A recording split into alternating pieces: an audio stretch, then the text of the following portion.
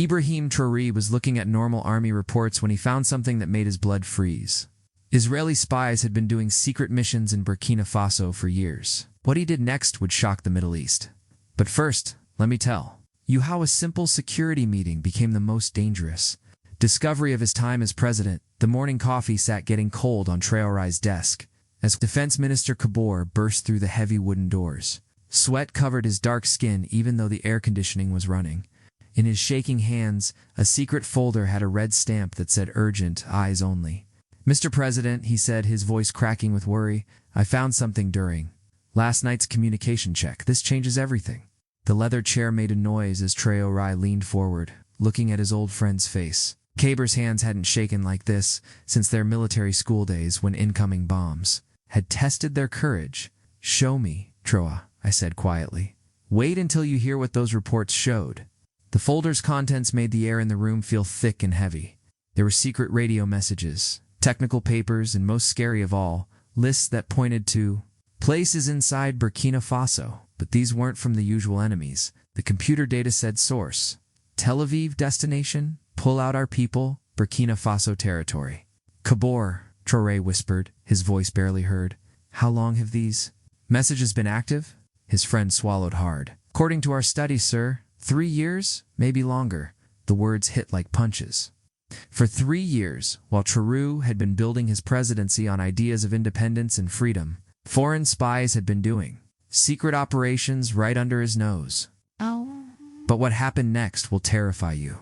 The first decoded message appeared on the secure tablet screen. It's cold, business-like language hid a terrible truth. Target Alpha confirmed. Gold mine production data sent. Local officials don't know about monitoring equipment installation. Traoré's military training kicked in, but couldn't stop his hands from making fists. Someone was stealing Burkina Faso's most important economic secrets. Target beta operational. Presidential communications intercepts running smoothly.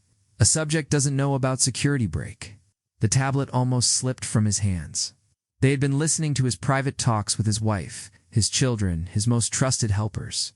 Target Gamma needs immediate attention. Iranian weapons shipment. Detected? Recommend stopping before delivery. "Sir." Kyber's voice cut through the shock. "There's something else. It's something personal." Little did he know, this was just the beginning. Deep in the spy files was a document that made Traoré's world fall apart. A mind study labeled subject, Ibrahim Traoré threat assessment, critical. The file, dated 2 months before he'd even taken office, studied his anti-Western feelings and potential for Russian friendship with clinical exactness. But the part that froze his blood was titled neutralization options. They had been planning ways to remove him before he'd even become president. "There's more," Covert said, his voice heavy with reluctance about the source of these leaks. He handed over another file. This one had a photograph that destroyed Traoré's trust in everything he'd built. Colonel David Ouedraogo, his personal security advisor, the man who knew his children's names and ate dinner at his family table, shaking hands with a stranger at a cafe in downtown Ouagadougou. The stranger's identification read Eli Roth, Mossad operations officer. But wait, even darker memories flooded back with sickening clarity. Ouedraogo asking casual questions about meeting schedules, his insistence on coming with Traoré to security sensitive. Discussions with Russian advisors, his convenient absences during Chinese investment meetings. For 8 months, Israel had been living inside Traoré's inner circle, recording every conversation, studying every decision, preparing for every possibility. "How many people know about this?" Traoré asked, his voice steady, despite the storm raging inside. "Just us," Covert replied, "and the 2 intelligence officers who made the discovery. I've sworn them to secrecy." The president nodded, his mind racing. If Ouedraogo was compromised, how many others were feeding information to Tel Aviv? How deep did this spy network go? The truth he discovered would change everything. What they found over the next 48 hours was beyond belief. Hidden spy equipment in 3 locations across Burkina Faso. A telecommunications intercept station routing. All internet traffic through Israeli servers. An assassination list containing the names of 3 local and small religious leaders who had spoken against Israel's policies in Gaza. Those leaders were already dead. Their murders were blamed on terrorist groups, but the intercepted communications told a different story. Targets eliminated without local attribution. Operation successful. "They killed our people," Covert whispered, staring at the evidence spread across the conference table, "on our soil, in our name." Traoré's response came from somewhere deep and primitive, a place where presidential rules held no power. Then they've declared war on Burkina Faso. What Ibrahim Traoré did next shocked the entire world. The raids began at exactly 3:47 a.m., coordinated strikes on all 3 Israeli operational sites. Traoré personally led the team targeting the compound near the capital, unwilling to trust such a sensitive operation to anyone else. What they found in that ordinary-looking building exceeded his worst nightmares. A fully operational Mossad station disguised as a telecommunications company, assassination equipment in sealed cases, false identity documents, and in a reinforced vault. Thousands of files detailing Project New QAnon, Israel's continental surveillance network spanning 12 African nations. But the most damaging discovery was a recent operational update outlining plans for Traoré's own elimination, scheduled for the following month. Method: helicopter malfunction during routine inspection. They were planning his murder with the same clinical coldness. The consequences of this discovery would shake 3 governments. 72 hours later, Traoré stood before global media with captured Israeli surveillance equipment displayed on tables behind him. His hands were steady. Now, his voice carrying the weight of absolute moral authority. Citizens of Burkina Faso and the watching world, he began. Today we expose state terrorism conducted by Israel against African sovereignty. He held up intercepted communications, their Hebrew text translated into stark English, while Israel claims to fight terrorism. These documents prove they have been conducting systematic terrorism against African nations who dare support Palestinian rights. The evidence was overwhelming.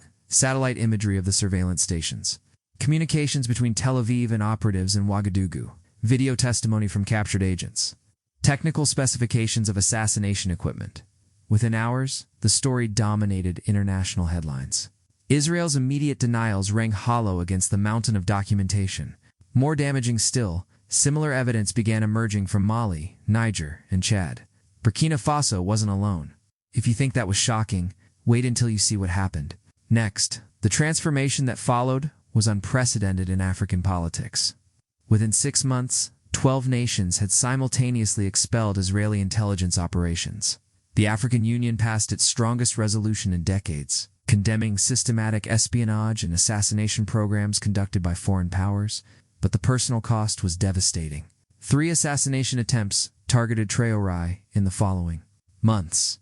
Colonel Ouedraogo was found dead in his cell, officially ruled suicide, and execution to prevent testimony. The betrayal had cut deeper than any physical wound.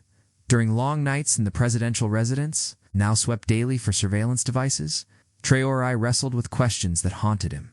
How many others had been compromised? Could he trust anyone completely? Is true sovereignty even possible in a world where foreign powers felt entitled to African soil? Yet he never wavered.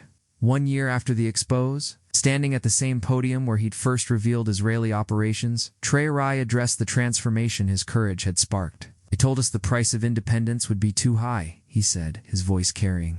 Across the packed auditorium and into homes across Africa, they warned that challenging powerful nations would bring consequences. He gestured to the flags of 12 African nations now flying behind him. But the price of remaining silent, allowing foreign powers to murder our citizens, steal our resources, and plan our assassinations. That price was higher still. The audience rose as one, applause thundering through the hall and spilling into the streets of Ouagadougou, where thousands had gathered to watch.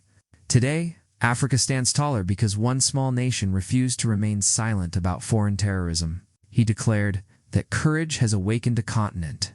As investigations continued across Africa, more Israeli operations emerged from the shadows.